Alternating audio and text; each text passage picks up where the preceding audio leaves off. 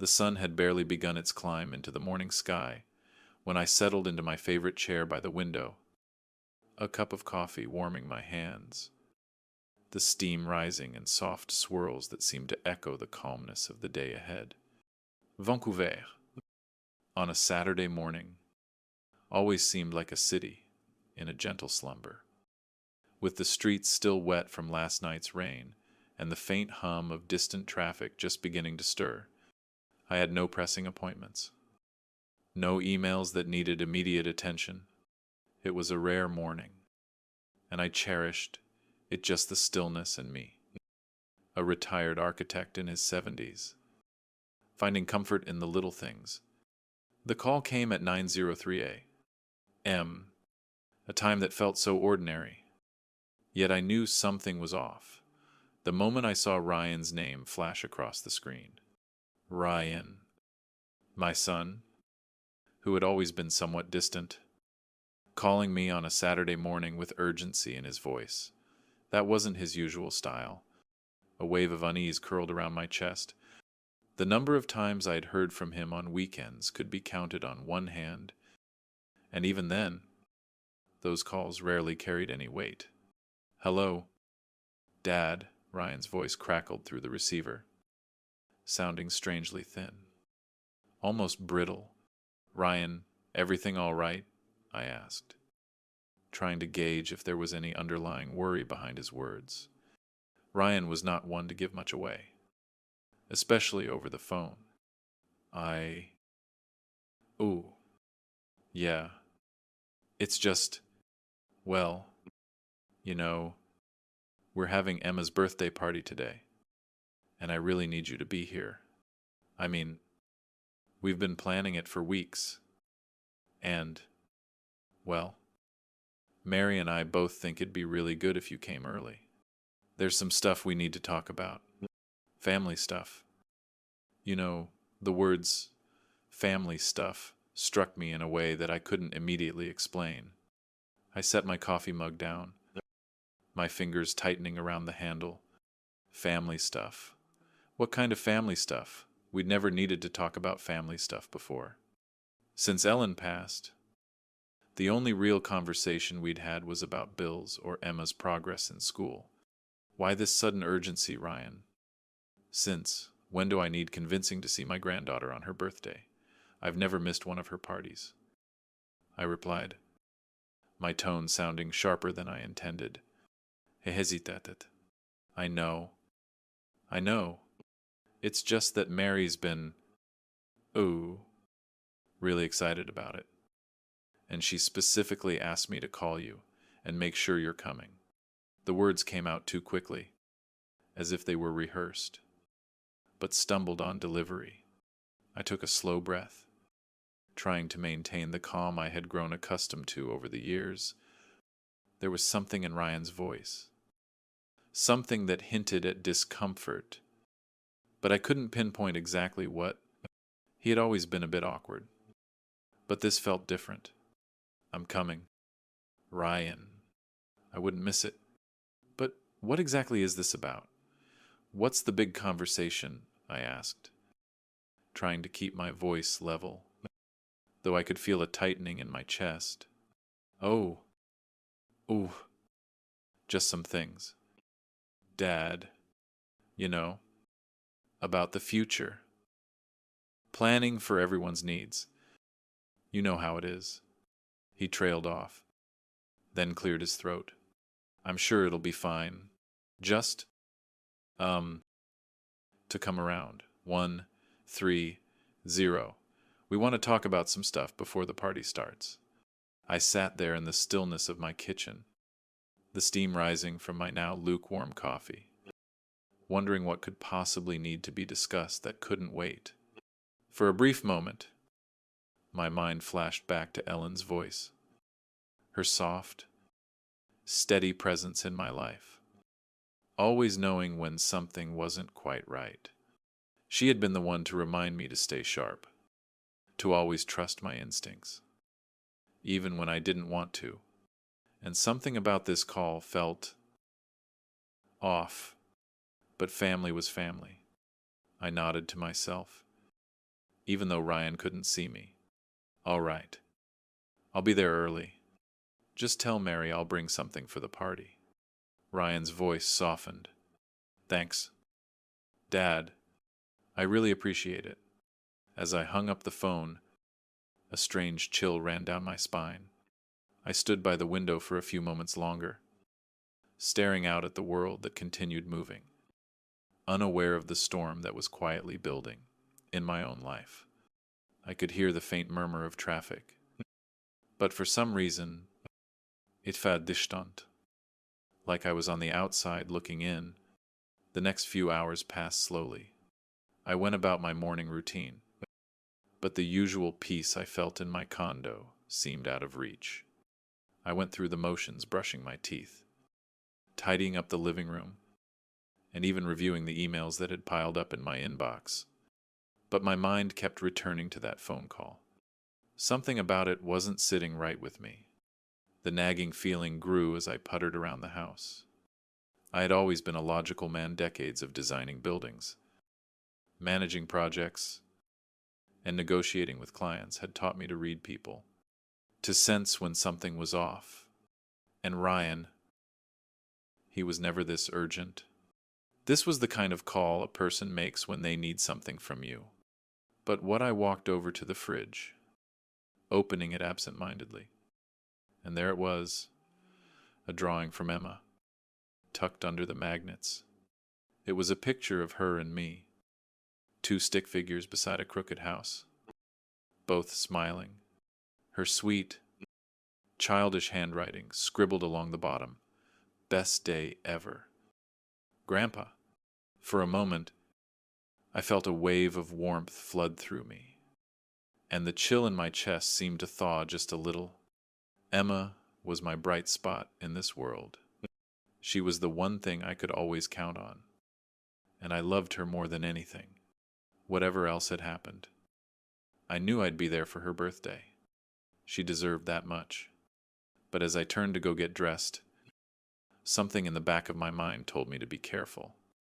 Ellen's words echoed faintly. Watch Ryan carefully. He's weak, and weak people make dangerous choices when someone strong is whispering in their ear. I hadn't paid much attention to that warning at the time. But now, I wondered if Ellen had known something I hadn't. If something had been brewing beneath the surface, and I had been blind to it. The drive to Ryan's house felt longer than it should have. The familiar streets of Vancouver blurred past me as I gripped the steering wheel with a new sense of purpose. I couldn't shake the feeling that something was wrong. The unease that had settled in my chest during the phone call only seemed to grow stronger. When I arrived, Ryan greeted me at the door with his usual forced enthusiasm, his smile wide, almost too wide. Sophie was there, too, hovering just a bit too closely, her eyes sharp, calculating. The party was in full swing, with decorations and balloons everywhere. It all looked normal, too normal, but there was an undercurrent of tension that I couldn't shake. Ryan's overly casual remarks, Sophie's incessant attention to my comfort, the constant refilling of my wine glass. It all felt like a performance. And then, just as I was trying to shake off the discomfort, I saw Emma across the room, her small face lighting up as she spotted me. She ran over, her arms outstretched. "Grandpa," she cried, wrapping her arms around my waist in a tight hug. For a moment, all the noise and chaos of the party disappeared. I hugged her back, feeling the weight of her small body, the pure joy in her embrace. "Happy birthday, sweetheart," I whispered in her ear. She pulled back to show me her gift, an intricate puzzle set I'd picked out for her. "It's so cool." "Grandpa, thank you," she said, her smile beaming. But then, as she glanced up at Sophie, there was a flicker of something in her eyes, something I couldn't place, a momentary shadow of worry, quickly hidden behind her usual excitement. I patted her head gently. You're welcome. Emma, I'm glad you like it. But inside, something had changed. Sophie's response was too sharp, her tone too insistent as she steered Emma away. The moment felt rehearsed, forced, and suddenly it hit me. The pieces of the puzzle that I had been so carefully avoiding started to come together.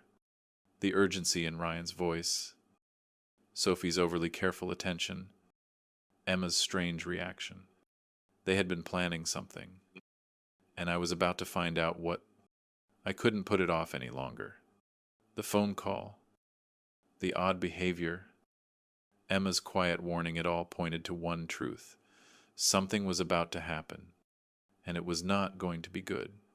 As I stepped into the kitchen for a quiet moment alone, I finally allowed myself to confront the reality of the situation.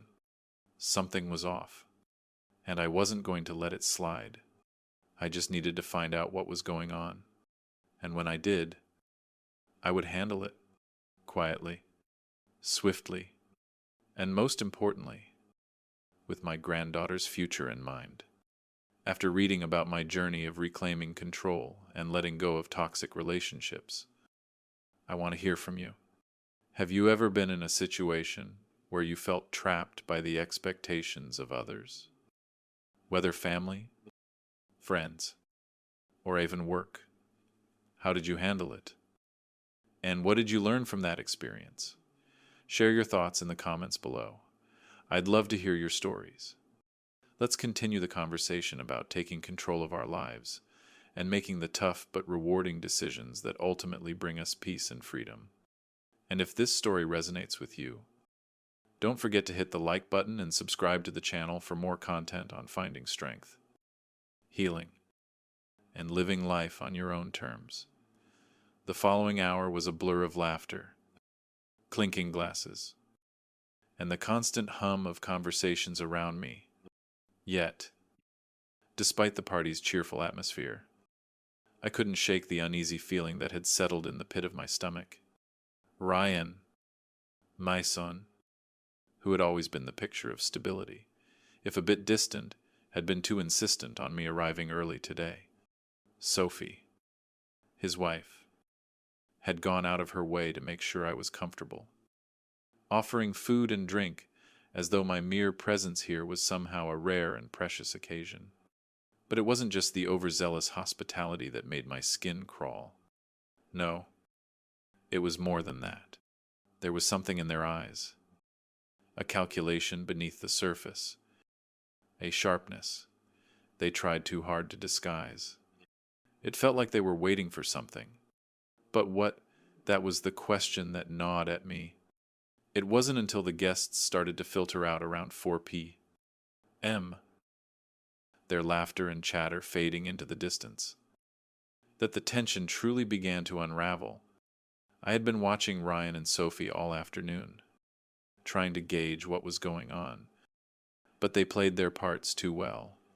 Their smiles were a little too wide, their laughter just a little too loud, and their eyes, well, their eyes always seemed to avoid mine. When I looked too closely, I made my way to the kitchen for a glass of water. The coolness of the glass, offering a small measure of comfort.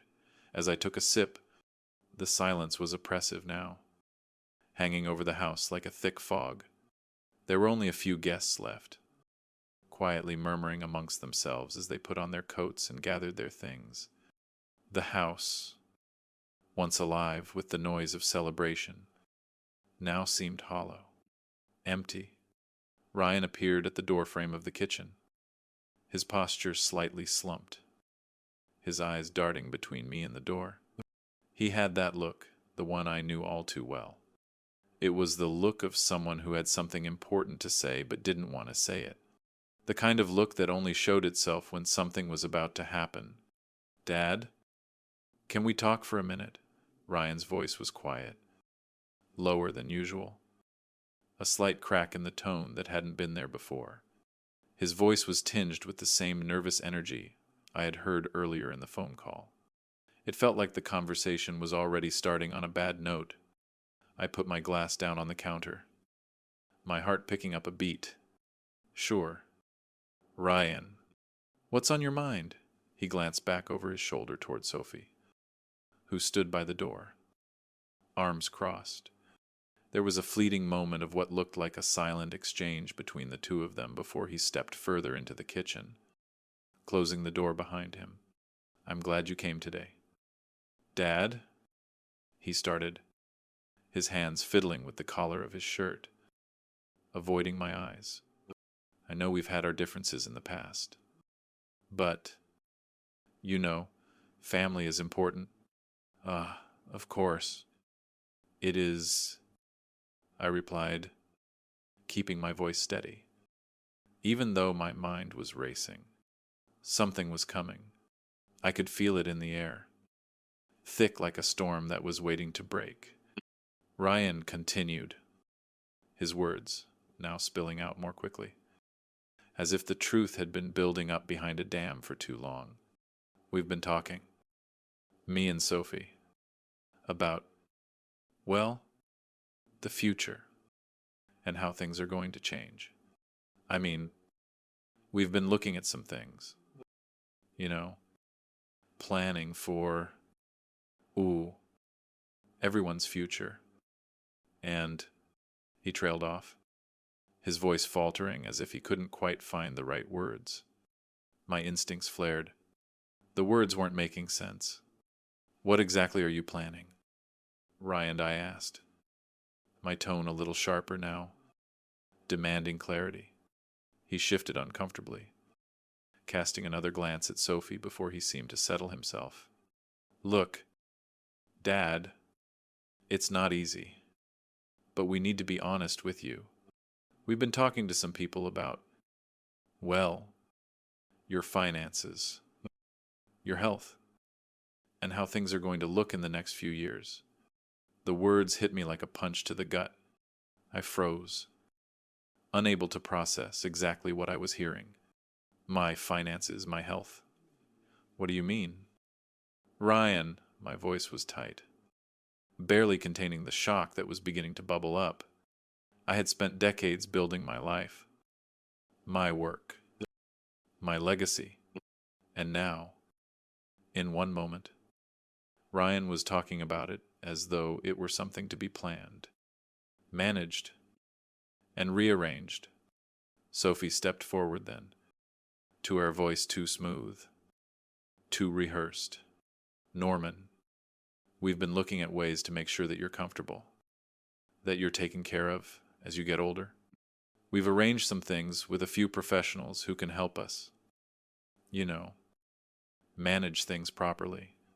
You don't need to worry about anything. Taking care of manage things properly. The words were the kind of empty assurances that came with strings attached. I could see it now, the whole picture, painted in broad strokes. They had been planning this for some time, carefully crafting the narrative, working behind my back to secure what they thought was theirs for the taking. No, I said, my voice rising with the first real spark of anger. You don't get to come in here and start talking about taking care of me like I'm some kind of burden. I built this life, and I've made my own decisions for years. What exactly do you think you're planning?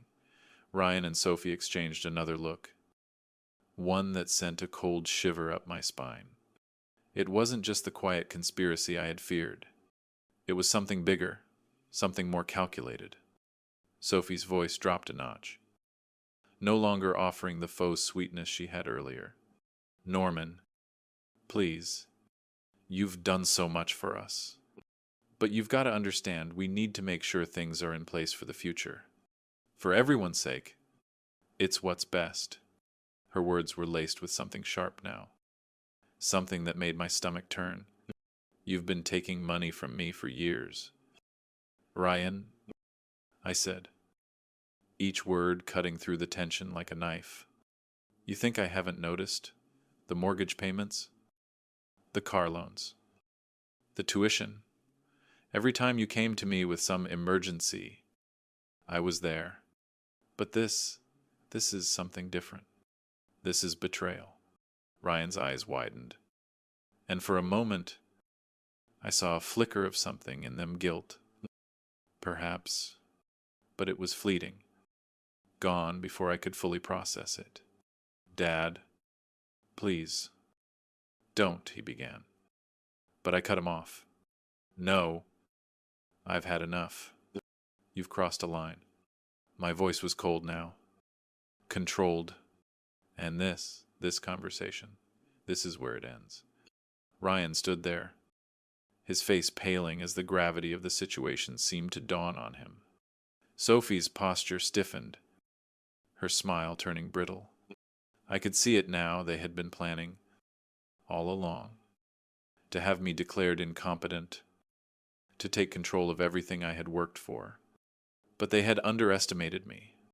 They didn't know that I had spent my life building something far more valuable than money, the ability to see through people, to understand their motives, to recognize when someone was trying to play a game, and they had made the mistake of thinking I wouldn't notice.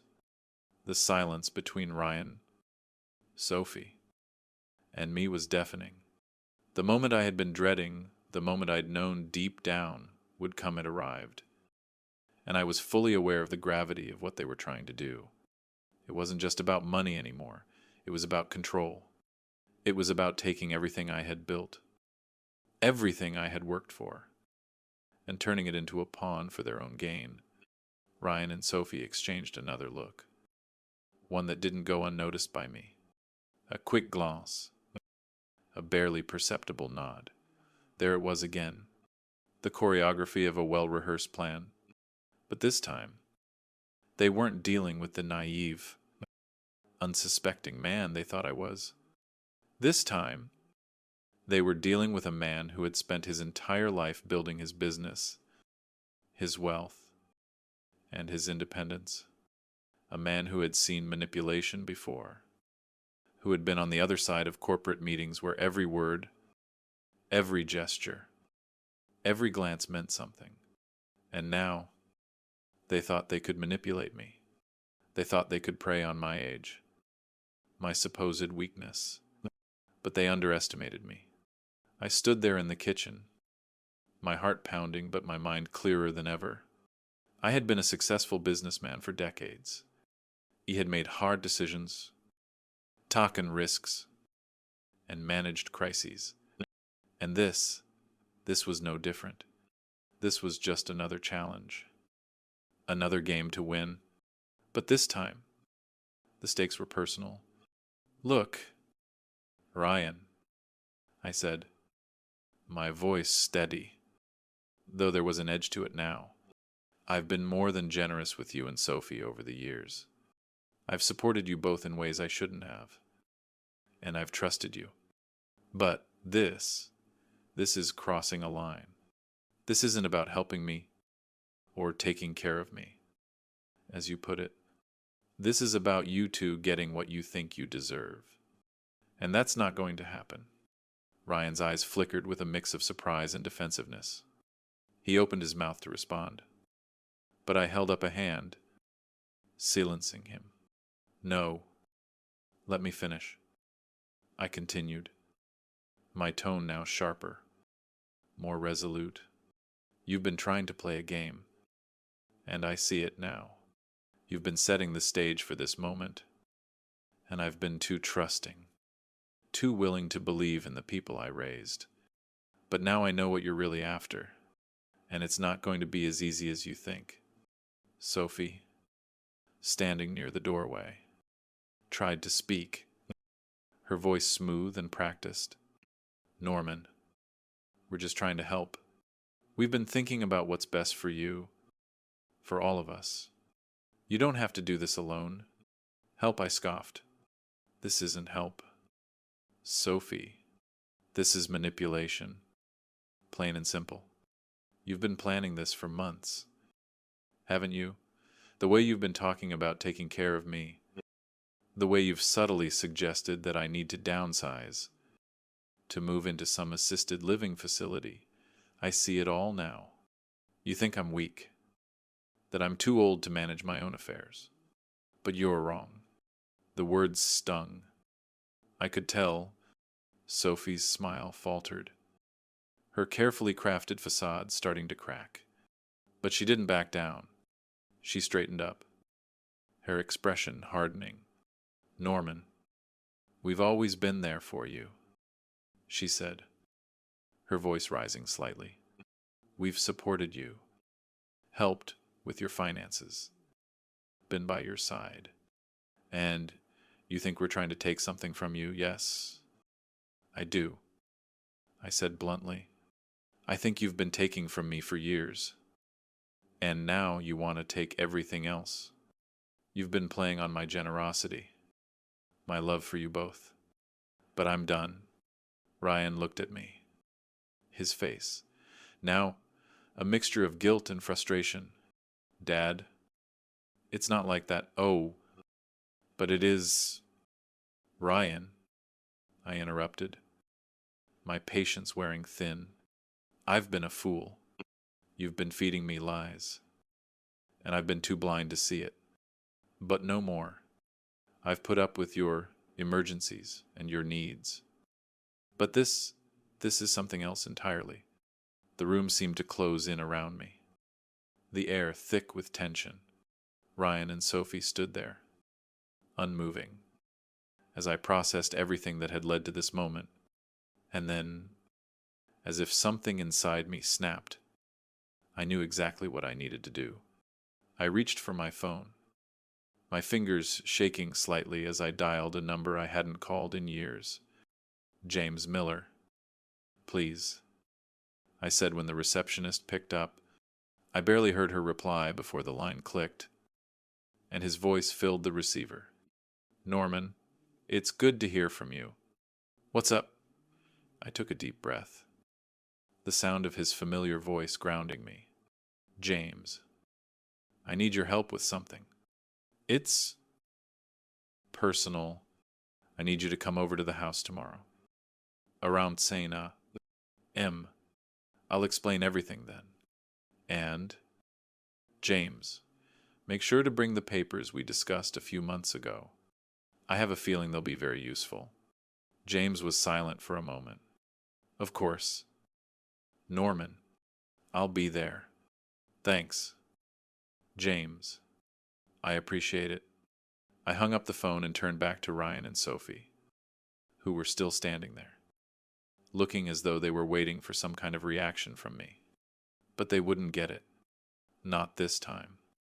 I've made my decision, I said, my voice cold and unwavering. You two have made a mistake. But don't worry. I'm going to make sure you can't do any more damage. And when this is all over, you'll both realize exactly what you've done. Ryan opened his mouth to say something, but I cut him off. No, I've had enough talking. I've spent my life building something, and I won't let you tear it down just because you think you can. Tomorrow, we're going to settle this once and for all. I left the kitchen, my footsteps firm and resolute as I made my way to my study. I had a plan now, and I wasn't going to let them win. I didn't know exactly what they had planned, but I knew I could outsmart them. They thought they had the upper hand, but they hadn't realized the power of years of business experience, of making tough decisions, and of knowing when to fight back, and fight back. I would. The next few hours were spent in a flurry of action. I gathered all the necessary documents, all the financial statements, the records of every transaction I had made over the years to support Ryan and Sophie. I called my lawyer, Catherine, and explained the situation, telling her to be on standby for the next day's events. I wasn't going to let them get away with this. The next morning, I woke early, my mind sharp and focused. I spent the morning preparing for what was to come, going over everything with meticulous attention to detail. By the time James arrived at 10 a day, I was ready. He walked into my office, his usual professional demeanor in place. But there was a glint of recognition in his eyes when he saw the seriousness of the situation. Norman, I can see this isn't just another business deal. I nodded. No, James, this is personal, and I need you to be my witness today. I'm going to need your help to make sure my son and his wife can't get away with what they've been planning. James didn't hesitate. You have my word. Norman, we'll make sure everything is above board. Let's take care of this. By the time Ryan and Sophie showed up, they realized that their plan had backfired. They walked in, confident, but their faces dropped when they saw the paperwork on the table. The professionals standing ready to witness the proceedings. What's all this? Ryan asked, his voice shaky, his confidence slipping away. I stood tall, the man they thought they could manipulate. This, Ryan, is where you finally face the consequences of your actions. The clock ticked slowly in the background, its rhythmic ticking like a countdown to the inevitable. As I stood there in the stillness of my office, a part of me wished that I could have just walked away, let the betrayal slide. But deep down, I knew that I couldn't. This wasn't about money anymore. It was about principle.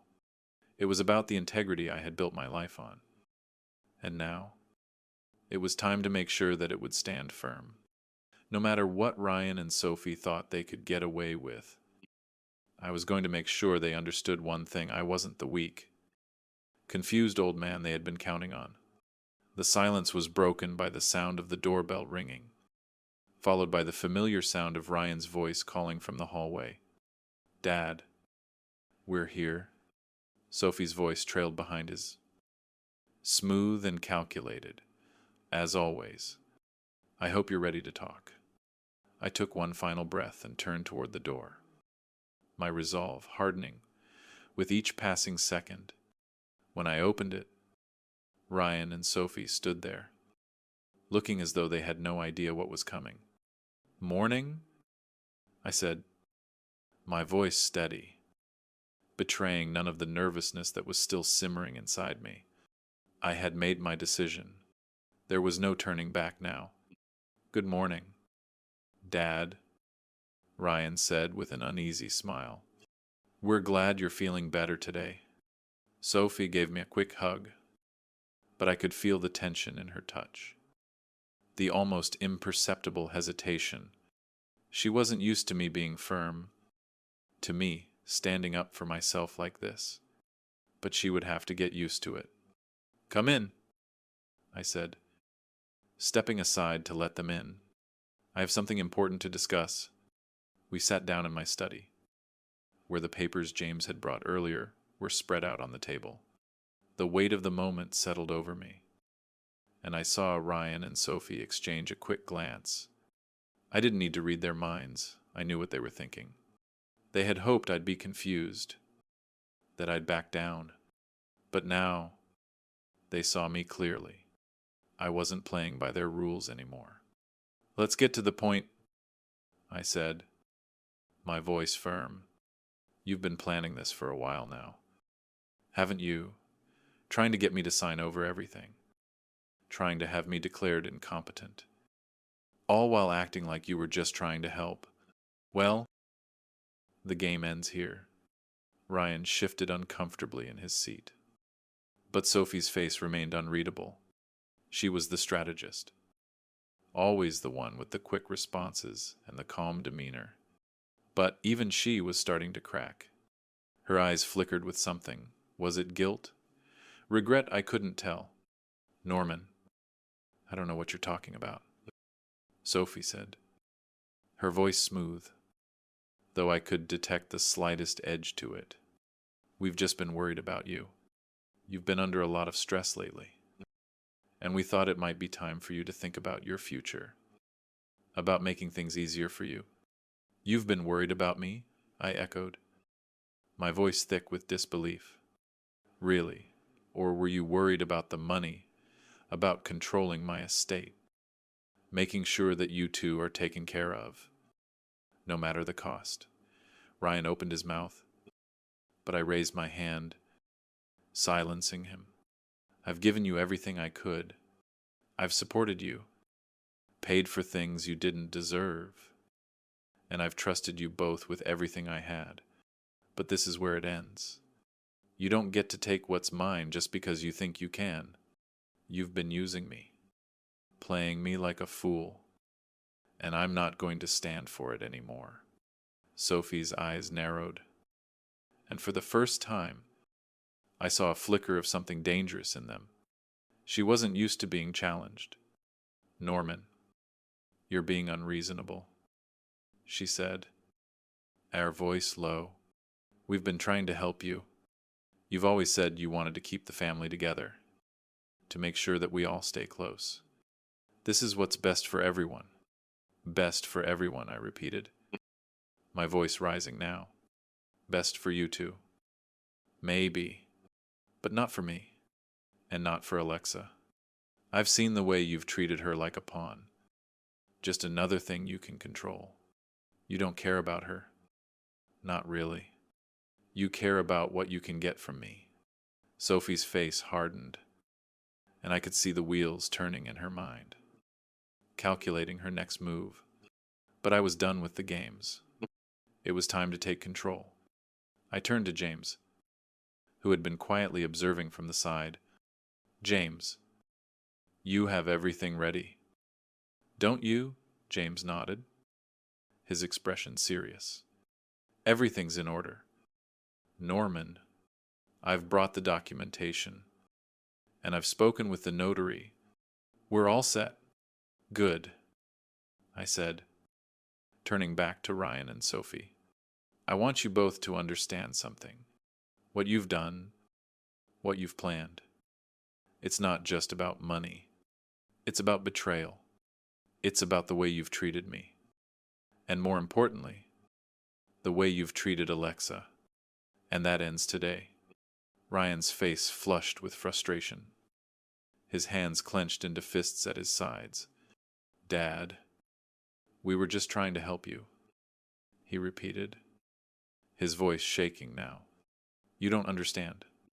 You thought what I interrupted, my voice cold. That I wouldn't catch on, that I wouldn't see through your lies. You've been planning this for months, maybe longer. And now? You want me to just hand over everything without a fight? Well, that's not going to happen. I stood up, my hands trembling with a mixture of anger and resolve. I walked over to the table and grabbed the stack of papers that James had prepared. These are the documents you wanted me to sign, I said, holding them up. But I'm not signing them. Not now. Not ever. You don't get to control my life.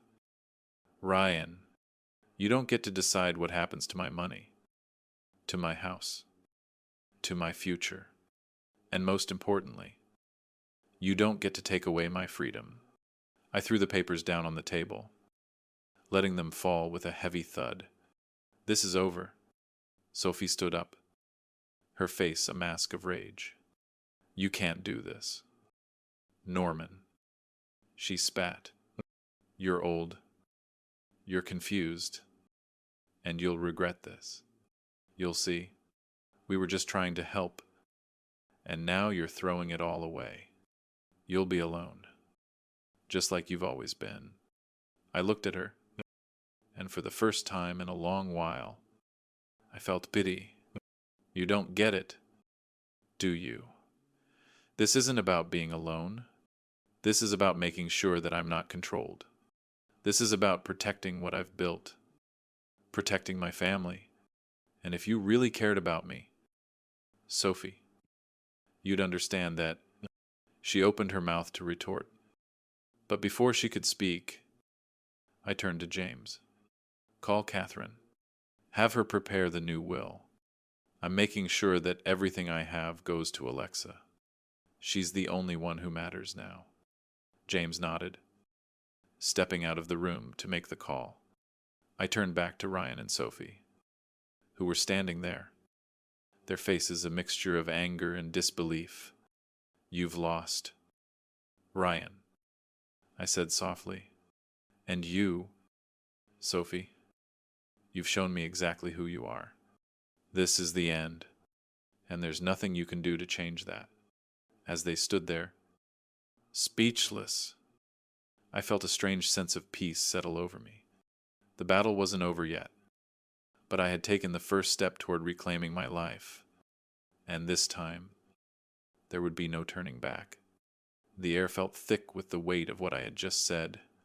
As I stood there, my fingers still lightly grazing the edge of the papers, I could almost feel the tremors of the betrayal echoing through my chest. Ryan and Sophie were still silent, processing the magnitude of the moment. But as the seconds ticked by, I realized that the silence between us wasn't just theirs, it was mine too. It was the silence of someone who had made a decision, someone who had finally chosen the path of integrity, even if it meant walking away from the family he had built. James had stepped out of the room to make the call to Catherine, the notary who would facilitate the changes to my will. I could almost hear him speaking in the other room, arranging everything, preparing for the inevitable fallout, but I couldn't bring myself to care. What mattered now wasn't what they thought of me or what they believed I was. What mattered now was making sure Alexa's future was secure, that she was free from the manipulation that had plagued our family. Ryan shifted uncomfortably, his face still flushed with anger. Sophie, ever the strategist, was quiet, her gaze flickering between the papers and me, as though trying to decipher what came next. I couldn't help but wonder what she was thinking. Did she believe, even for a second, that she could still turn this around? Did she think that some last-minute argument or plea would sway me? The coldness in my heart told me she did, and I was more than ready for her to try. Norman, Sophie finally said, her voice steady but filled with a quiet desperation. You don't understand. This isn't about control or money. This is about family. We've always looked out for you. We've always been there, trying to make things easier for you. And this is how you repay us. I let her words hang in the air, the tension rising between us. For a moment, I almost felt sorry for her. But then, I remembered everything, the constant demands, the little manipulations, the guilt trips, the false sense of obligation she had tried to impose on me. It was all coming into focus, clearer than ever before. Sophie had always played the role of the loving daughter-in-law, the one who smiled in my face while calculating her next move behind my back. But now, with the truth laid bare, I saw her for who she really was, a woman driven by self-interest, by the desire for more, and by the need to secure her own future at any cost. I didn't respond to her immediately. Instead, I walked over to the window and looked outside, watching the sun slowly sink beneath the horizon, painting the sky in shades of orange and pink. The beauty of the moment was lost on me. However, all I could think about was the devastation that had unfolded in my own home. My own family, my own flesh and blood, had planned to betray me for their own gain. Norman, Ryan said, his voice breaking through the silence. I know we've had our disagreements, but this isn't the way. You're not thinking clearly. You've always been the strong one, the one who's held everything together. But now, you're throwing it all away. You're pushing us away. I turned slowly to face him, my eyes locking with his. You want to talk about throwing things away? Ryan, you've been throwing away everything I've given you for years. The trust, the support, the love. You've been throwing it all away for your own benefit. And now you want me to just roll over and give you control of my life. Ryan flinched at my words, and for a split second, I saw a flicker of guilt in his eyes. But then, just as quickly, it was gone, replaced by the same defiance, the same arrogance that had always defined him. He had spent so long in the shadow of his own privilege that he couldn't even see how far he had fallen. I don't know what you want from us. Dad, Ryan continued, his voice becoming more pleading. We're just trying to help. We're just trying to make sure you're taken care of. Why can't you see that? Because you don't care about taking care of me, I replied, my voice cold and steady. If you did, you wouldn't be trying to control everything. You wouldn't be trying to manipulate me into signing away my rights. This isn't about me, Ryan. It's about what you want. And I won't let you have it. Sophie's patience was starting to wear thin, her face hardening as she realized that I wasn't going to back down. You're being unreasonable, she said, her voice tinged with frustration. We've been nothing but patient with you. And this is how you repay us. By turning on your own family, I met her gaze, my own eyes unwavering. I'm not turning on my family, Sophie. I'm protecting what's mine, what I've worked my whole life to build. If you can't respect that, then maybe it's time for us to reevaluate what family really means. Sophie opened her mouth to speak again. But before she could, there was a knock on the door. It was James, holding the papers in his hand. He looked between the three of us, his expression unreadable. Norman, the documents are ready. I nodded, my heart pounding in my chest. This was it? The moment of truth. The end of a chapter that had been filled with lies and manipulation. And the beginning of something new, something real. I took a deep breath, steeling myself for what was to come. Sign them, I said quietly, my voice steady. James didn't hesitate. He placed the papers on the table in front of me, and I reached for the pen. My hand trembled slightly, but I ignored it. This was what needed to be done. I had to ensure that Alexa's future was protected, no matter what. As I signed the documents, I felt a strange sense of relief wash over me. It was done. No more games. No more manipulation. For the first time in a long while, I felt in control of my own life. Sophie's face twisted with rage as she saw what I was doing. But she didn't speak. She knew there was nothing she could say to change my mind.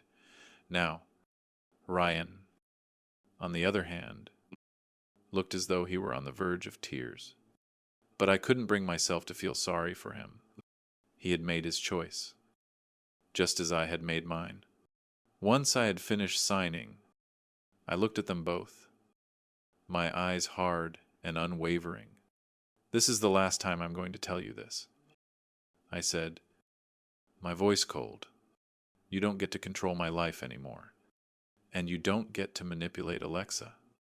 Either, if you want to have any kind of relationship with me, you'll have to earn it. But that's not my problem anymore. This is your doing, not mine.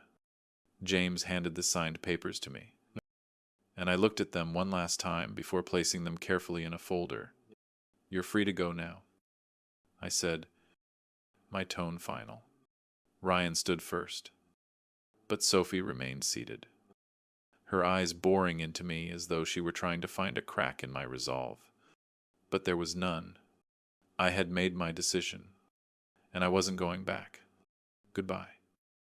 Norman, Ryan said, his voice tinged with a mix of defeat and anger. We'll figure this out. Somehow, Sophie didn't say a word. She just stood up, her heels clicking sharply on the hardwood floor as she followed Ryan out of the room. As the door closed behind them, I sat back in my chair, the weight of the decision settling on my shoulders. I had done what I needed to do, and now the future was mine to shape. For the first time in a long time, I felt free. The sound of the door closing behind them felt deafening. I sat there for a moment, not moving, letting the silence consume the space between us. The space that was now filled with something stronger than anger, something that was, for the first time in my life, liberating. Ryan and Sophie had left. The facade of family loyalty, the illusion of care, was finally stripped away. All those years of sacrificing for them, of providing, of trusting gone in a few minutes of unspoken betrayal. But in the emptiness that followed, I felt something new growing inside me. It wasn't relief. Not yet. It wasn't joy either. What I felt was the faintest sense of peace, like the first breath after a storm has passed.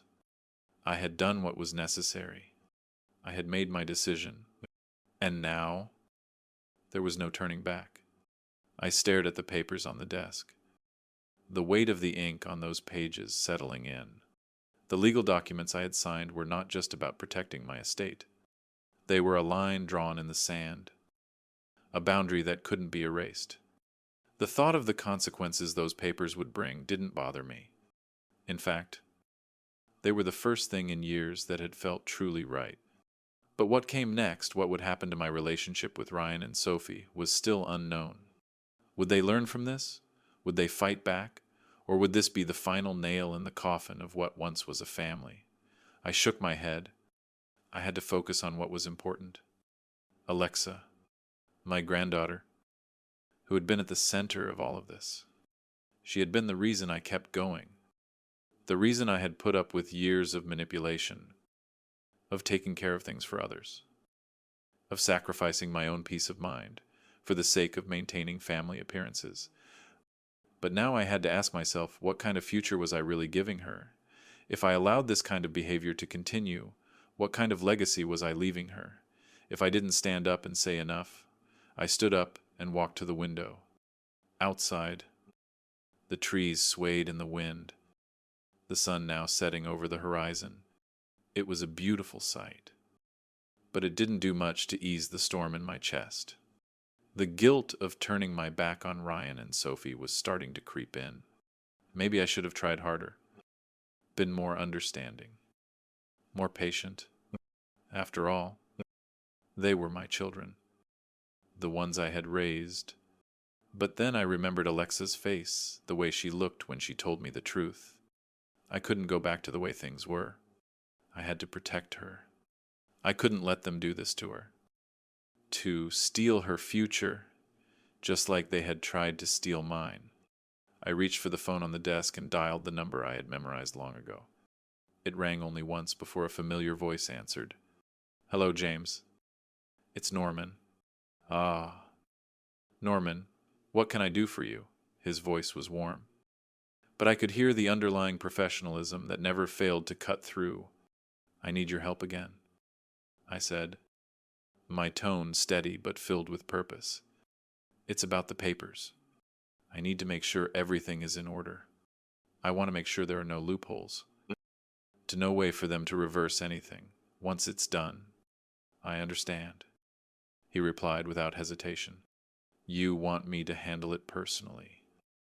Then we can move quickly on this if needed." I sighed, feeling the weight of the decision in my chest. Yes, I need this done as soon as possible. I don't want to leave any room for them to come back later and claim they were misled or taken advantage of. I'll arrange everything. Norman, don't worry. I've got it covered. You just take care of yourself." "All right." I hung up the phone and sat back in my chair, my mind racing. James would take care of the details. He always did. The legal aspects, the paperwork, the documentation. He was a trusted friend, someone I had worked with for years, and I knew he would handle this with the utmost discretion and care. But what about the emotional side of things? What about my relationship with Ryan and Sophie? How would they react when they realized the consequences of their actions? The truth was, I wasn't sure, but I knew that it didn't matter anymore. What mattered was that I had done what was right for Alexa. I had made the hard decision, the one that would protect her from a future filled with the same manipulation and deceit that had plagued me for so long. The hours passed by. The house quiet. As I went over the details again and again in my mind, I had made my choice. Now, I had to live with it.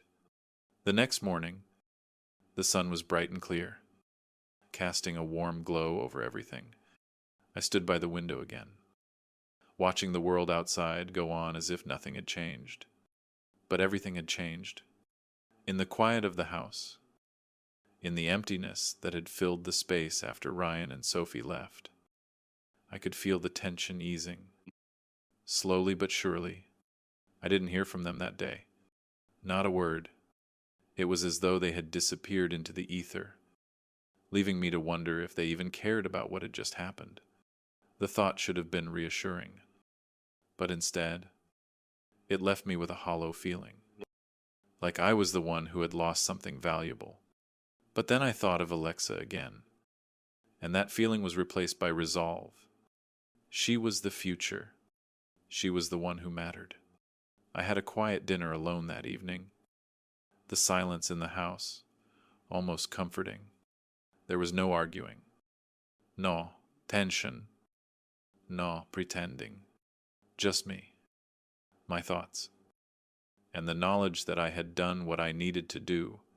As I finished my meal and sat back in my chair, I heard the sound of a car pulling into the driveway.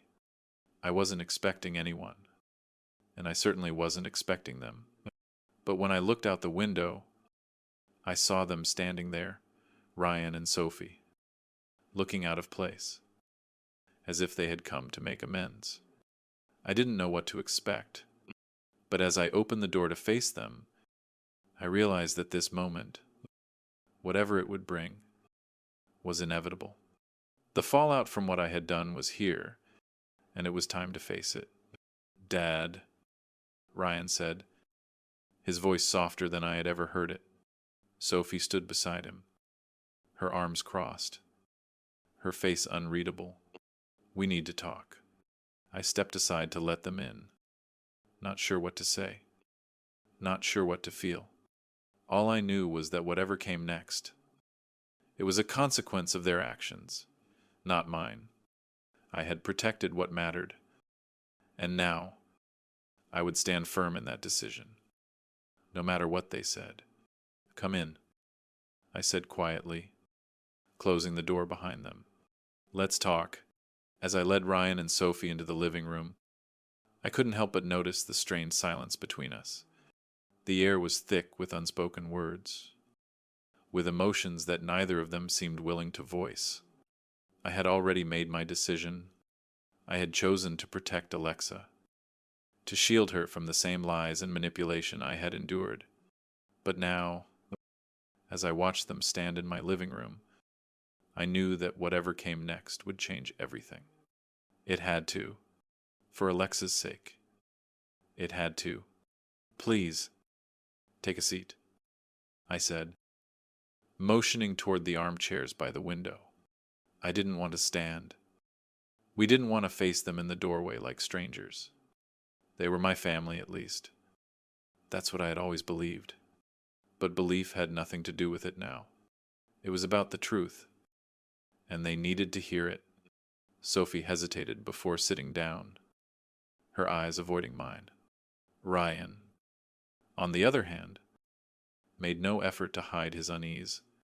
He sank into the chair and stared at the floor, his fingers tapping nervously on his knee. I sat across from them, leaning forward slightly, the weight of the decision I had made settling into my bones like an anchor. This was it. This was the moment of reckoning. "I know why you're here," I began, my voice steady but tinged with a calm resolve I hadn't known I possessed before. "And I won't pretend I'm happy to see you. You've betrayed my trust. Both of you." Ryan looked up, his face a mask of confusion and something else, guilt. Perhaps. Sophie's lips trembled slightly, but she remained silent. She wasn't ready for this conversation. But I was. "Dad, please." Ryan started, his voice low, hesitant. "We've made mistakes. But we're here to fix things. You're here to fix things, I cut him off, my tone sharper than I intended. But I didn't care. You can't fix what's already been broken. You've crossed a line that I'm not sure can ever be undone.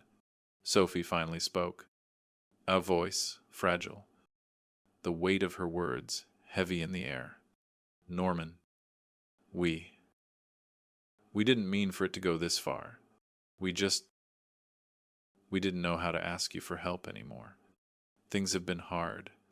Oh, I know things have been hard, I replied, leaning back in my chair, crossing my arms. I've been helping you for years, paying your bills, covering your expenses, bailing you out every time you hit a rough patch. I've done more than my fair share. Ryan, but what you were planning, that's not help. That's manipulation. That's using family as an excuse to take what's mine. Ryan's face flushed, and I saw the guilt settle in like a shadow he couldn't escape. I never meant to hurt you. Dad, he whispered, we were just... Despérate. You've always been there for us. And you thought I wouldn't notice?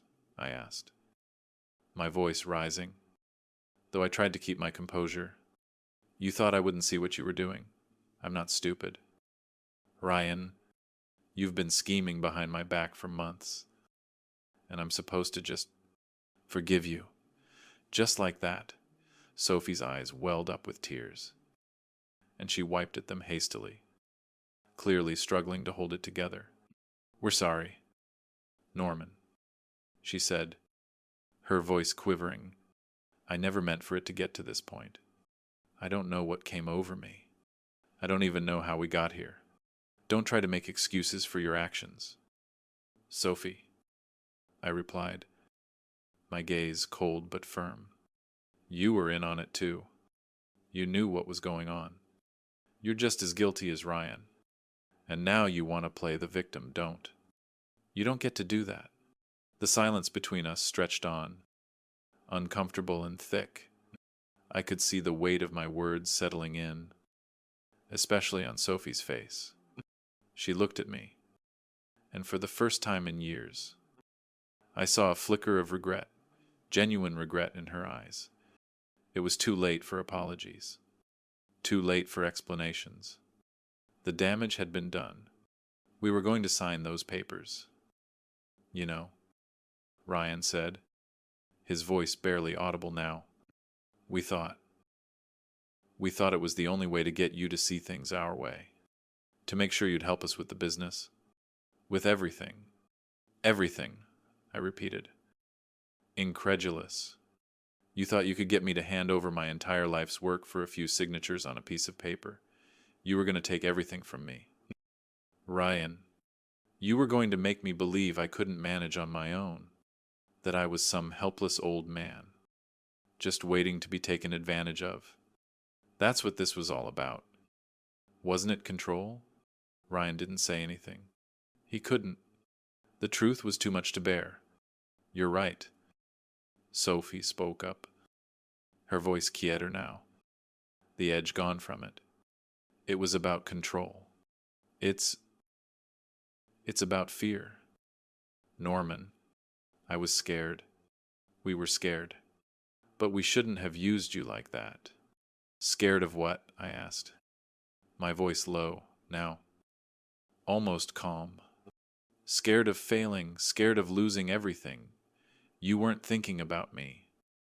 Sophie, you were thinking about yourselves, about what you could take, what you could get from me, and I was too blind to see it. Sophie looked down at her hands, wringing them together, as though trying to find something to say that would make it better. But there was nothing left to say. I don't know if I can ever forgive you for this, I said finally, the words tasting bitter on my tongue. Not after everything I've done for you. For both of you. I gave you everything I had. And you used it. You used me. Ryan opened his mouth, but no words came out. The guilt was too heavy. Toraf, Sophie shifted in her seat, uncomfortable. But she didn't speak either. She didn't have the right to. The truth hung between us, thick and suffocating. But there was no going back now. This wasn't about fixing things anymore. It wasn't about making amends. It was about consequences. And they were long overdue. "I'm done," I said, standing up slowly, my eyes fixed firmly on Ryan and Sophie. "I've given you everything I could. I've tried to help you.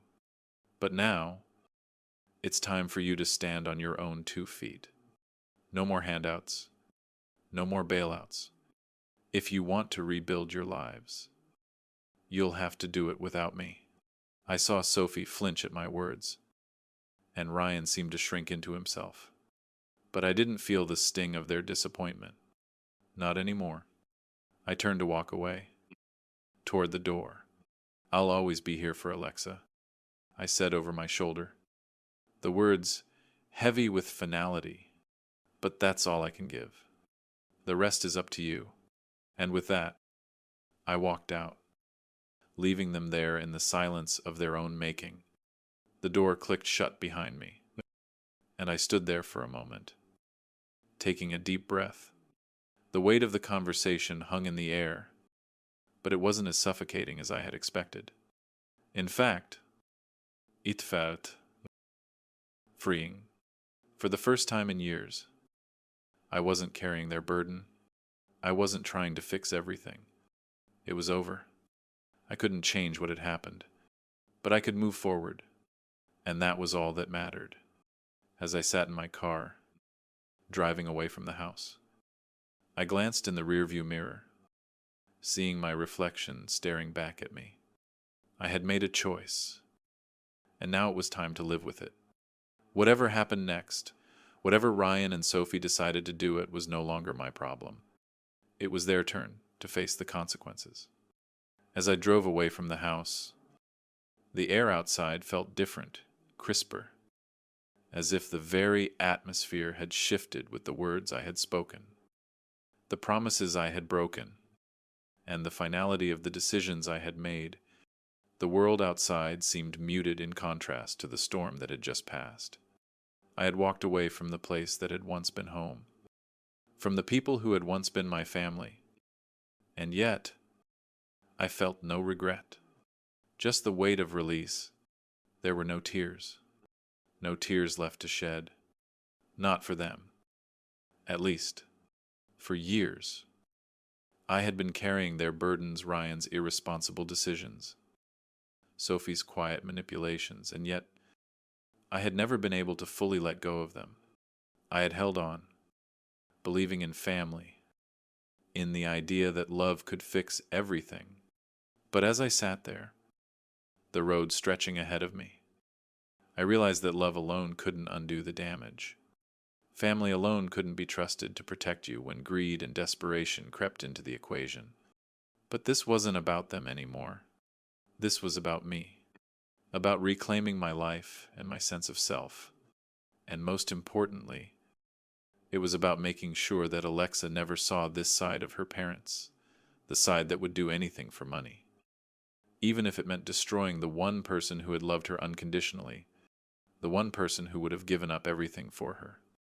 I was driving to my office, the one place I could find solace, even if it was only temporary, the one place that still felt like me. As I parked the car and walked through the familiar door of the office, the quiet hum of the computers and the familiar scent of old wood and coffee greeted me. It was a strange comfort. This place, a stark contrast to the chaos I had just left behind. He sat at my desk, the papers scattered before me, the phone buzzing softly with messages and missed calls. I ignored them all, my focus solely on the paperwork in front of me, the contracts, the investment plans, the portfolios. This was what I had built. This was the foundation of everything I had worked for. But as I read through the numbers, the familiar weight of guilt crept in, not for myself, but for Alexa, For the child who would soon find herself caught in the crossfire of her parents' mistakes. I had seen it in her eyes. That brief flicker of confusion and fear when I had confronted Ryan and Sophie. She knew something was wrong, but she didn't yet understand the depth of it. And I couldn't let her. Not yet. Not until she was old enough to understand the choices I had made, the choices I had to make to protect her. I couldn't undo the past, but I could give her a future where she would never have to feel the weight of betrayal that I had carried all these years. A future where she could grow up knowing that someone would always be there for her, no matter what. That was the only promise I had left to keep. As the hours passed, I found myself lost in the rhythm of the office. The small tasks that required my attention, organizing documents, checking emails, signing forms, were a welcome distraction. They allowed me to push aside the thoughts of Ryan and Sophie, to forget the way they had looked at me in the living room. Desperate, regretful, but also defiant. I had seen it in their eyes. They would never stop. They would never let go of their plans, even if it meant breaking what little was left of their relationship with me. I was startled by the sound of my phone ringing, its harsh tone cutting through the silence of the room. I looked at the screen and saw Ryan's name flash across it. I let it ring for a moment, before finally answering. "Dad," his voice was shaky, unsure. I need to talk to you," I sighed, rubbing my temples as the weight of the conversation we had just had came rushing back. I had known this call was coming. I had expected it, but it didn't make it any easier. "What is it?" "Ryan," I said, trying to keep my voice steady. "What do you want?" I don't know how to fix this." "Dad," he said, his voice barely above a whisper. "I don't know how to make things right." I leaned back in my chair. The familiar creak of the leather, a slight comfort. "Ryan," I began slowly, choosing my words carefully. "Some things can't be fixed. You've crossed a line, and I don't think there's any going back from it. I didn't mean to hurt you," he continued, his voice breaking. "I was just trying to protect my family. I thought if we did this, we'd be okay. We wouldn't have to struggle anymore. You can't protect your family by destroying mine," I said, my words coming out sharper than I intended. "You've spent years asking for help, Ryan, and I've given it, but you wanted more. You wanted control, and you were willing to take everything to get it. I've gone. I didn't know what else to do," Ryan said, his voice small, defeated. I thought you would understand. I thought you would see that this was the only way we could get ahead." I felt a surge of anger rise within me, but I quickly pushed it aside. There was no point in getting angry now. Not with him. Not anymore. You don't get to decide what's best for me. "Ryan," I said, my voice cold. "You don't get to manipulate me into thinking you're doing this for the right reasons. You made a choice, and now you have to live with the consequences of that choice." I heard him breathe heavily on the other end of the line, as though he was struggling to find the right words. But he didn't have them. Not this time. "Goodbye, Ryan," I said, my voice firm. "I don't know what else to say to you.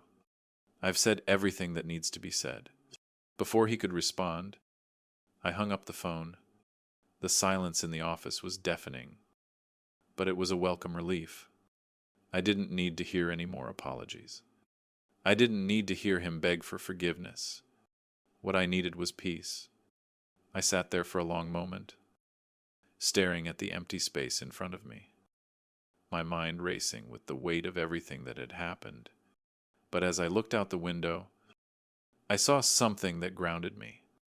The familiar skyline of the city, the people moving through their lives, unaware of the storm that had just passed through my own.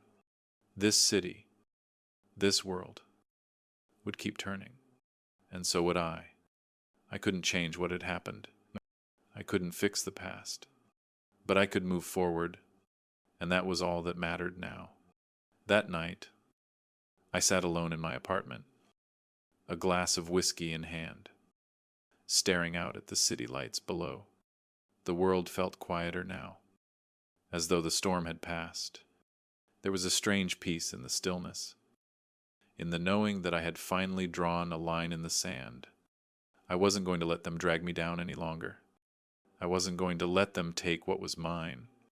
I thought about Alexa, about the future I wanted to give her, and I knew that as long as I had breath in my lungs, I would fight for her future, for the promise I had made to Ellen all those years ago.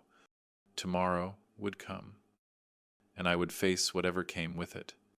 But tonight, I allowed myself a moment of rest, a moment of peace. The journey ahead was uncertain, but one thing was clear. I would never again allow my family's darkness to eclipse my own future.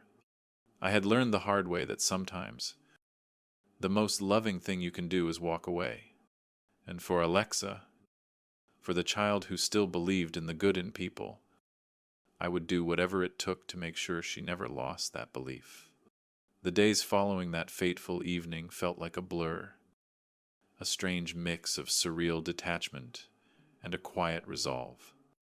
The decision I had made to confront Ryan and Sophie had shaken something loose inside me, something I hadn't even realized was still holding me back. The weight of their expectations, of their manipulations, had slowly suffocated me over the years. But now, I could breathe again. I had taken control, and though the path ahead was uncertain, I knew I was finally walking it on my own terms. I spent the next few days in my office, methodically working through the piles of paperwork, the projects, the contracts that had been neglected for too long. There was a sense of purpose in my work now, a clarity I hadn't felt in years. It was as though I had been freed from the chains that had bound me. And the best part, I didn't have to answer to anyone anymore. I was no longer at their mercy, no longer the passive observer of their choices. I had reclaimed my life. But despite the calm I had found in my professional life, the emotional turmoil lingered.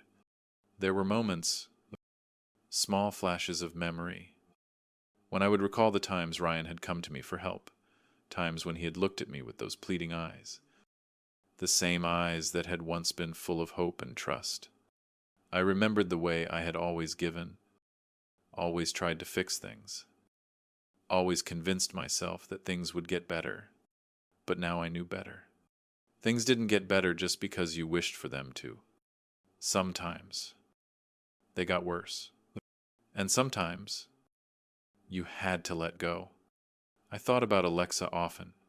I knew she would need time to process everything that had happened. Just as I had. She was too young to understand the complexities of what had transpired. But I also knew she wasn't blind to the changes. She had seen the tension between her parents and me. She had heard the hushed voices, the whispers of things that no child should be burdened with. It was early on a Thursday morning when I finally decided to pay her a visit. I had been avoiding it, unsure of how to approach her after everything. But I couldn't put it off any longer. I had to make sure she knew that despite everything, she was still the most important person in my life. That nothing, no betrayal, no broken trust could ever change that. I drove to her house, the familiar route feeling strangely foreign to me now. The neighborhood had always been a symbol of stability, of family life. But now, as I passed the houses, the neatly trimmed lawns, the children playing in their yards, it felt more like a reminder of the life I had once wanted and the one I had lost. I pulled into the driveway and sat for a moment, taking a deep breath. I knew what I had to say to Alexa, but the words seemed harder to find than I expected. How do you explain the unexplainable to an 8-year-old? How do you take the pieces of a shattered trust and try to make sense of them? I walked to the door and knocked, the sound sharp and final in the quiet morning. "À maman l'a-t-il?" The door opened, and there she was standing in front of me, her bright eyes searching mine. There was a brief flicker of recognition, a quiet understanding that seemed to pass between us before she spoke. "Grandpa," she said softly, her voice barely above a whisper. "Are you okay?" I crouched down to her level, smiling as best as I could. "I'm fine, sweetheart," I said gently, brushing a strand of hair from her face. "Are you okay?" She nodded. But there was something in her eyes, something that told me she wasn't as fine as she let on. "I'm okay," she repeated, though her voice trembled slightly. "Mom and Dad said you were upset." I sighed, feeling the weight of her words press down on me. It hurt to think of the confusion she must be feeling, the way her world had been turned upside down in just a few short days. "Sweetheart, I've been upset," I said softly, choosing my words carefully. "But that's not your fault. You didn't do anything wrong." She stared at me, her small brow furrowed in confusion. "But why did you leave? Grandpa, why didn't you stay?" The question cut deeper than I expected. I had thought I had made the right choice by leaving, by taking a step back. But hearing her ask made me question everything all over again. Had I made a mistake? Should I have stayed? Fought harder for her? I left because sometimes grown-ups make bad decisions, I said, my voice steady. And sometimes the best thing you can do is walk away so that you don't make things worse. I had to make sure that I was doing the right thing for me and for you.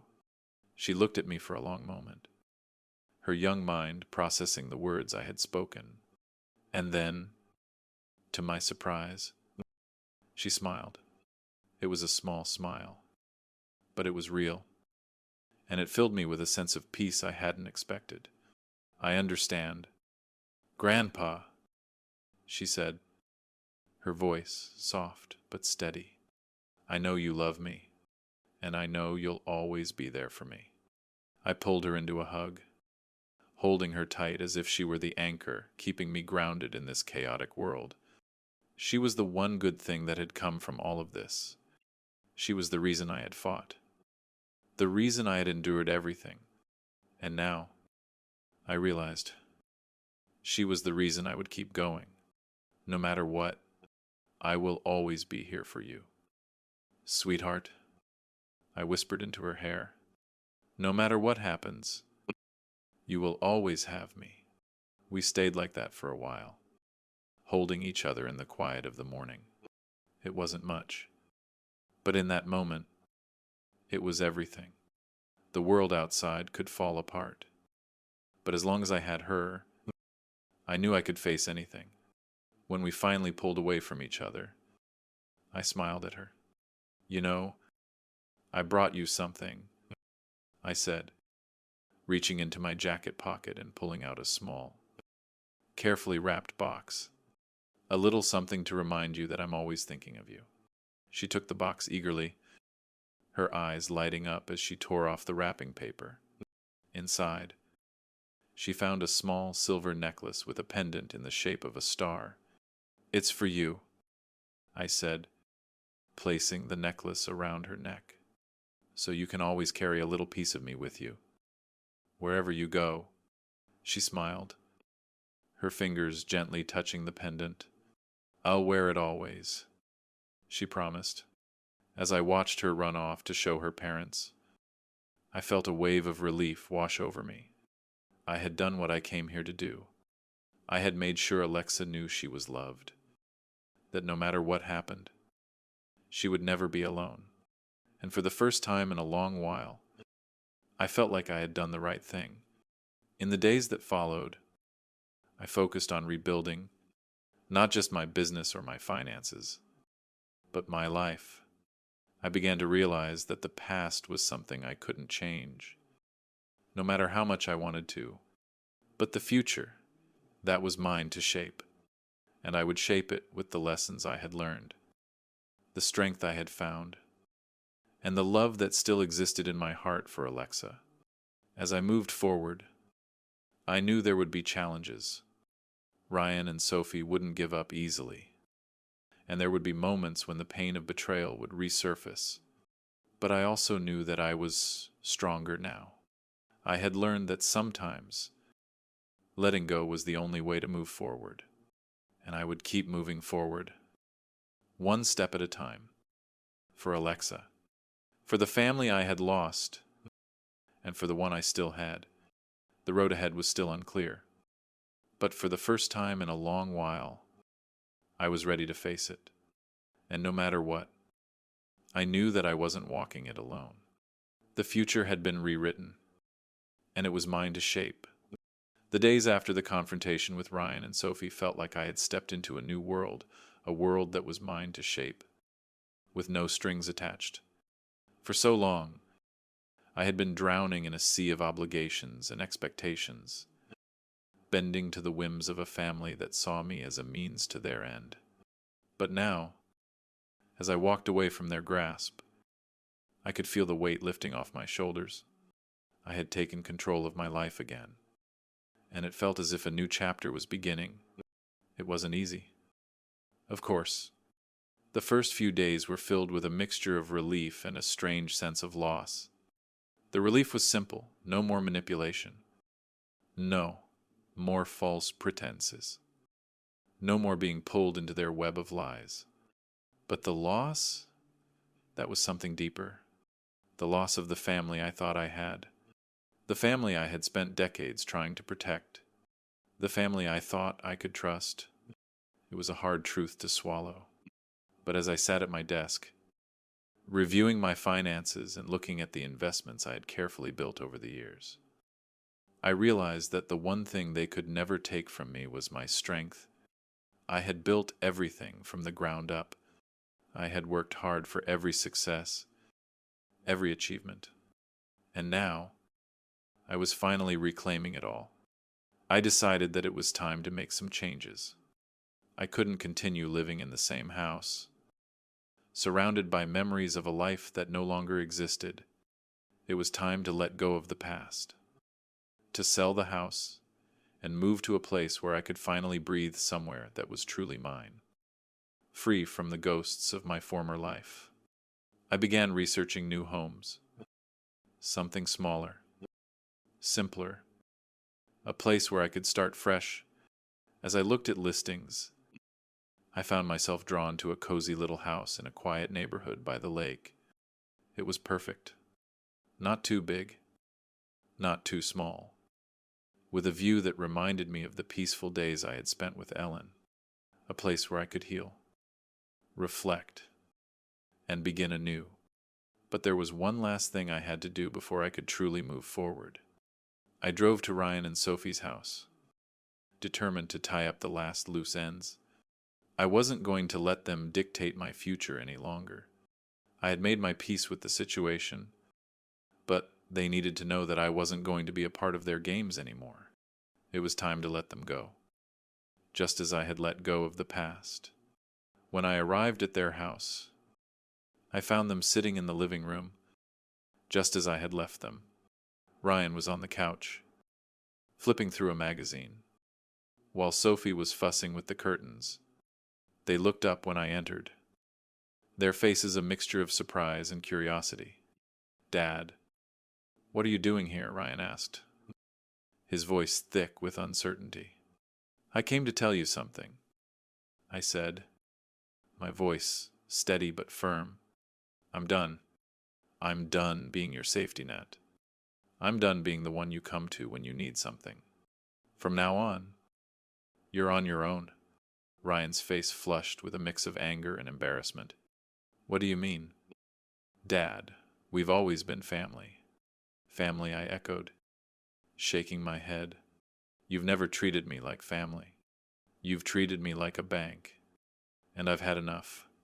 I've spent my whole life giving to you. And what do I have to show for it? A house full of empty promises and lies." Sophie crossed her arms. her expression defensive. You don't know what we've been through. Norman, you think it's easy for us. We're doing the best we can. No, Sophie, you're doing the best you can with me. I've been your crutch for far too long. And it stops now. You're both adults. You can figure it out. You'll have to. Because I'm done. I turned to leave. But Ryan's voice stopped me. Dad.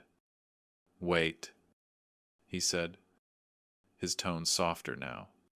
I know we've messed up. I know we haven't always been there for you. But we're your family. We need you. I paused at the door, my hand on the knob.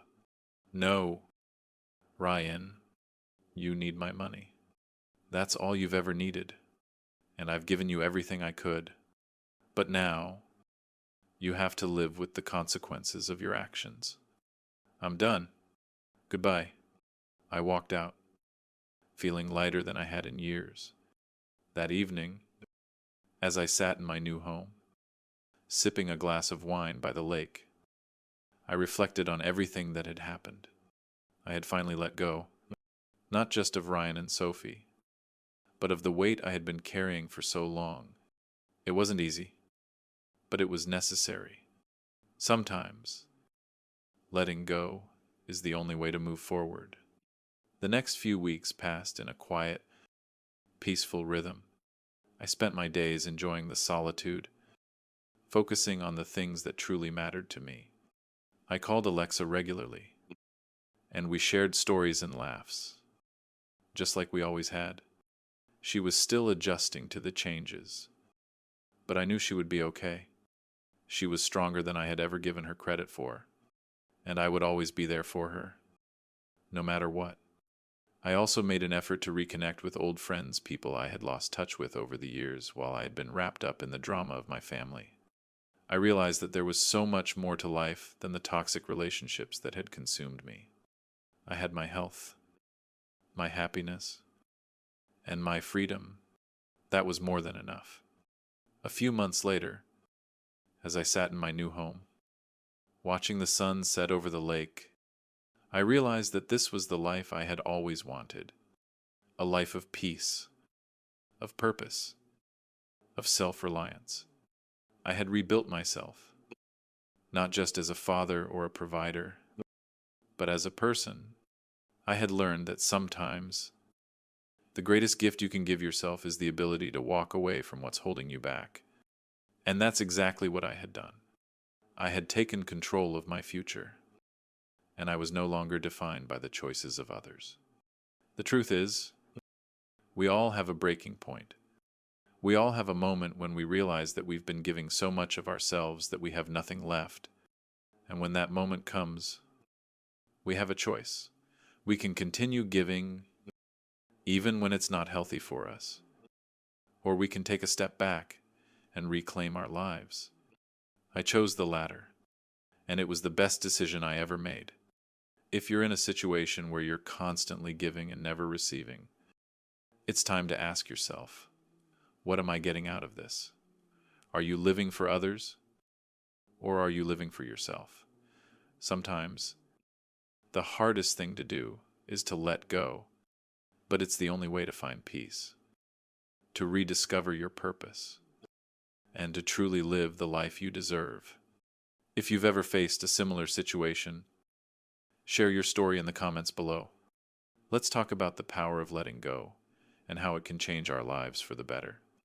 Remember, it's never too late to take control and rewrite your future.